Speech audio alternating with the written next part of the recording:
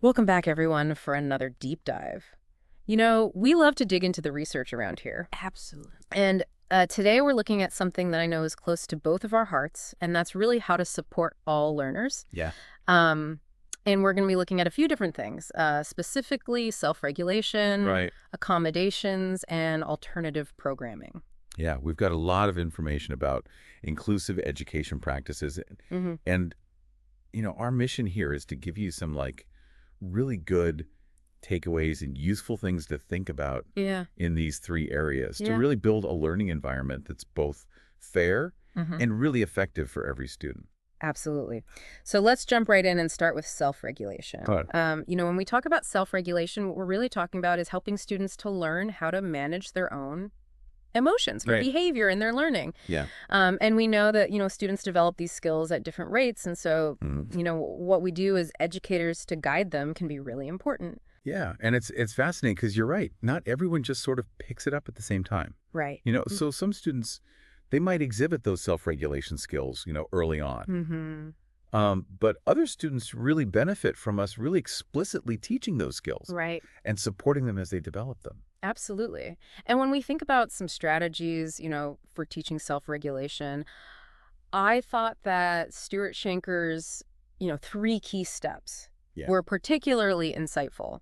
The first one is really identifying the stressors. Mm, So really understanding what is causing a student's distress or, disruptive behavior. yeah, and that can be really hard because it's easy to just see the behavior itself. Yeah. Right. So, Yeah. sometimes we have to do a little bit of detective work to understand what's actually causing that stress or that need that's not being met. Absolutely. And then the second step that he talks about is calming the stress. Mm. So actually having, a way to help students regain their composure. When they're feeling overwhelmed, things like suggesting a quiet activity, allowing for a movement break, Right. or maybe even offering sensory tools. Absolutely. And I think, those strategies are so important to just give that immediate support to that student in that moment Yeah. to help them kind of return to a more balanced Yeah. state so that they're actually able to engage Right. and process what's going on. And then the third step that he talks about is building energy and resilience. Yeah. And, this is the longer term strategy. So really focusing on, good sleep, good nutrition, Right. even mindfulness. Absolutely. And I love that, if we look at this in the big picture, that proactive approach to fostering resilience is so important Yeah. for not just, dealing with these problems as they come up, Yeah. but actually equipping students with the tools that they need Mhm. to really navigate challenges as they go through life. Exactly. So to illustrate how these play out in a classroom, I wanted to share a story about a student named Zachariah. And when he first joined this particular class, he was incredibly restless. Sure. He had a hard time focusing, and he would often disrupt everyone else's learning. It sounds like a scenario that many educators could relate to. Oh, absolutely. The challenge of supporting a student whose behavior is really impacting Yeah. not only their own learning, but also the learning of others. Absolutely. Yeah. His mom had given him like an occupational therapy belt Okay, yeah. that he was supposed to wear when he felt like he was overly energetic or angry. Right. But it just wasn't working. He continued to disrupt the class, Hmm. and it could be really challenging to manage. And the teacher later found out that he had actually been expelled from his previous school Wow. because of his hyperactivity. So that really highlighted just the level of support that he needed. Right. And I think that kind of history is so important to consider. It's easy to just focus on the behavior that you're seeing in front of you, Mhm. but actually understanding the student's background and their previous experiences, I think, is so crucial. Absolutely. So one day, the class was working on spelling words, Okay.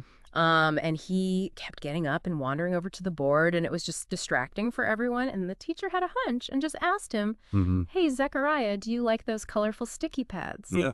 And he loved them. Okay. So she said, "Well, why don't you try writing your spelling words on the sticky pads?" Hmm. And he got so excited, he sat right down with the teacher, wrote all of his words, and then carefully stuck them in his notebook. It's fascinating how, sometimes it's those small adjustments that really make a difference. It was a complete turning point. Wow. From that day forward, he started to really listen, and he actually developed like a positive connection with the teacher, Mm-hmm. almost like he felt understood for the first time. Mm-hmm. He started to complete his assignments, he started to do really well academically, but he still had moments where his emotions felt overwhelming. Yeah. And so the teacher created this little campsite in a quiet corner of the classroom. Oh, I love that. And, whenever he was feeling like things were getting too much, he would just go and sit in the tent and read a book.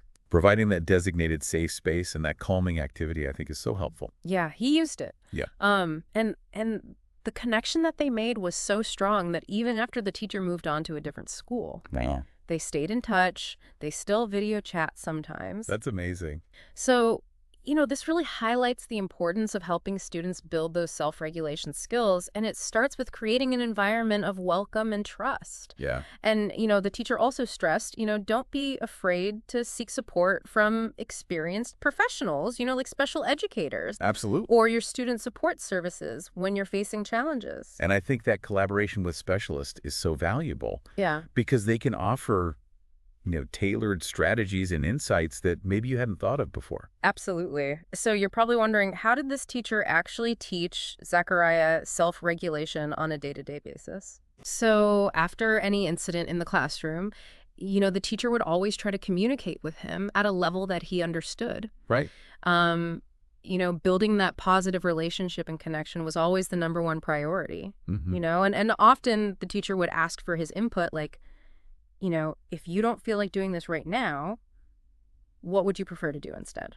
Providing that choice can be so empowering for students Absolutely. because it helps them to feel like they have some control Yeah. over their environment. Yeah, they also use really engaging activities. Like when they were learning about Canadian money, they actually, hopped on this ladder and named all the different bills and coins. Love that. He was a bright kid, Yeah. and he just needed something to really capture his attention. Yeah. And one of the most important things, I think, was just consistent appreciation. So the teacher made sure to acknowledge his efforts, to celebrate even his small successes, Mm-hmm.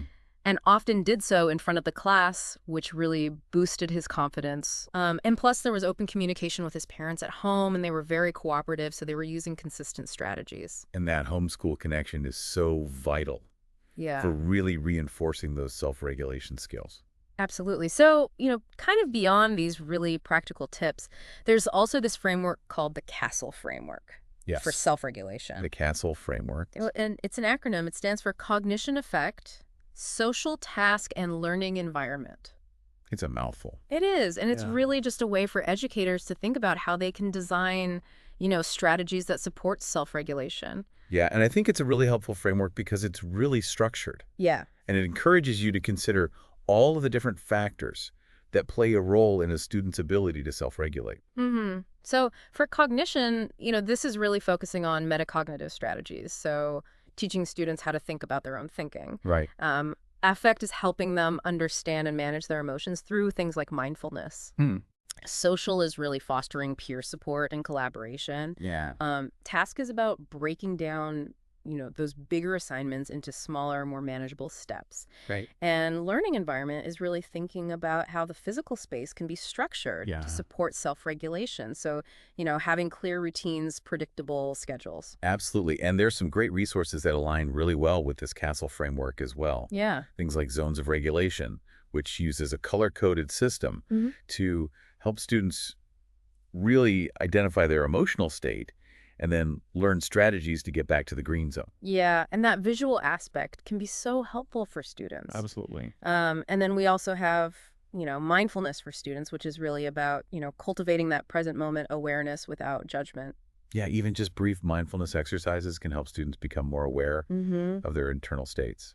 Absolutely. And then there's also the marshmallow test, Oh, the marshmallow test. which I know we all know and love. But it's so interesting when you think about it, It is. because it really offers, insights into impulse control and being able to consider future consequences. Absolutely. And, one thing that I thought was interesting is just, research suggests that giving children words to describe their feelings can actually help them, express those feelings and manage those feelings more effectively. It's like giving them a tool, Yeah. a way to label and understand what they're experiencing. Exactly. And then another really helpful resource is Dr. Shanker's book, Calm, Alert, and Happy. Oh, yes, that's a great book. I really enjoyed it. I thought it was a fantastic guide to understanding how to reduce the stressors that can impact a student's ability to stay calm and focused.